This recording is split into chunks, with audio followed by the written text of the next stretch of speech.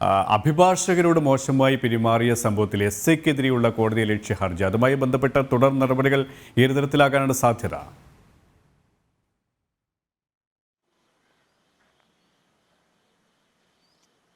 സുരേഷ്, ഈ കേസിന് ആസ്പദമായിട്ടുള്ള ഒരു സംഭവം എന്ന് പറയുന്നത് ആലത്തൂരിൽ അപകടത്തെ തുടർന്ന് അല്ലെങ്കിൽ പിടിച്ചെടുത്ത ഒരു വാഹനം വിട്ടുകിട്ടാനായിട്ട് അഭിഭാഷകൻ പോലീസിനെ സമീപിച്ച വേളയിലാണ് പോലീസിൽ നിന്നും മോശമായ ഒരു പെരുമാറ്റം ഉണ്ടായത്. എസ്ഐ റെനീഷ് അഭിഭാഷകനെ പോടാ എന്നൊക്കെ വിളിച്ചുകൊണ്ട് അധിക്ഷേപിച്ച് സംസാരിച്ച ഒരു സാഹചര്യം ഉണ്ടായി. തുടർന്ന് അഭിഭാഷകൻ ഹൈക്കോടതിയിൽ ഒരു കോടതിയലക്ഷ്യ ഹർജി നൽകുകയായിരുന്നു. ഈ ഹർജി നേരത്തെ തന്നെ പരിഗണിച്ച സമയത്ത് ഹൈക്കോടതി നിശ്ചിത ഭാഷയിലാണ് ഈ റെനീഷിനെ, അതായത് ഈ ആരോപണ വിധേയനായിട്ടുള്ള ഉദ്യോഗസ്ഥനായിട്ടുള്ള റെനീഷിനെ വിമർശിച്ചത്.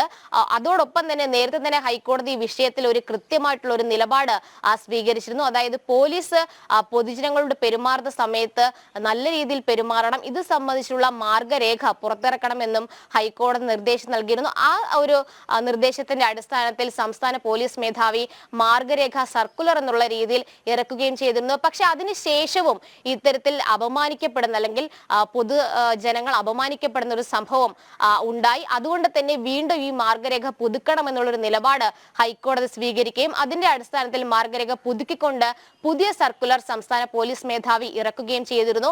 അതിനിടയിൽ തന്നെ ഈ റെനീഷ്, ആരോപണ വിധേയനായിട്ടുള്ള എസ്ഐ റെനീഷ് ഹൈക്കോടതി മുൻപാകെ കഴിഞ്ഞ തവണ നേരിട്ട് ഹാജരായി പുതിയ സത്യവാങ്മൂലം നൽകിയിരുന്നു. നിരുപാധിക മാപ്പപേക്ഷ സമർപ്പിച്ചുകൊണ്ടായിരുന്നു പുതിയ സത്യവാങ്മൂലത്തിൽ ഇദ്ദേഹം വിശദാംശങ്ങൾ നൽകിയത്. നേരത്തെ ഒരു സത്യവാങ്മൂലം നൽകിയതിൽ അതിൽ കോടതി ലക്ഷ്യപരമായിട്ട് താൻ ഒന്നും ചെയ്തിട്ടില്ല എന്നുള്ളൊരു നിലപാടായിരുന്നു റെനീഷ് സ്വീകരിച്ചത്. ഇത് വലിയ രീതിയിൽ ഹൈക്കോടതി വിമർശിക്കുകയും ചെയ്ത ഒരു സാഹചര്യമുണ്ട്. എന്തായാലും നിരുപാധിക മാപ്പപേക്ഷയാണ് റെനീഷ് പുതിയ സത്യവാങ്മൂലത്തിലൂടെ ഹൈക്കോടതിയിൽ നൽകിയിട്ടുള്ളത്. അതോടൊപ്പം തന്നെ റെനീഷിനെതിരെ നേരത്തെ തന്നെ ഹൈക്കോടതി മുൻപാകെ സർക്കാർ വ്യക്തമാക്കിയത് ചില വകുപ്പ് തല നടപടികൾ സ്വീകരിച്ചിട്ടുണ്ടെന്നാണ്. പക്ഷെ ഇത് സംബന്ധിച്ചുള്ള വ്യക്തമായിട്ടുള്ള വിശദാംശങ്ങൾ നൽകാനായിട്ടാണ് ഹൈക്കോടതി നിർദ്ദേശം നൽകിയിട്ടുള്ളത്. ഇന്ന് ഈ ഹർജി, കോടതിയലക്ഷ്യ ഹർജി പരിഗണിക്കുന്ന വേളയിൽ ഏതൊക്കെ തരത്തിലുള്ള നടപടികളാണ്, വകുപ്പ് തല നടപടികളാണ് എസ്ഐ റെനീഷിനെതിരെ സ്വീകരിച്ചിട്ടുള്ളത് എന്നത് സംബന്ധിച്ച് സംസ്ഥാന പോലീസ് മേധാവി ഹൈക്കോടതി മുൻപാകെ വിശദീകരണം, മറുപടി എന്നുള്ള രീതിയിൽ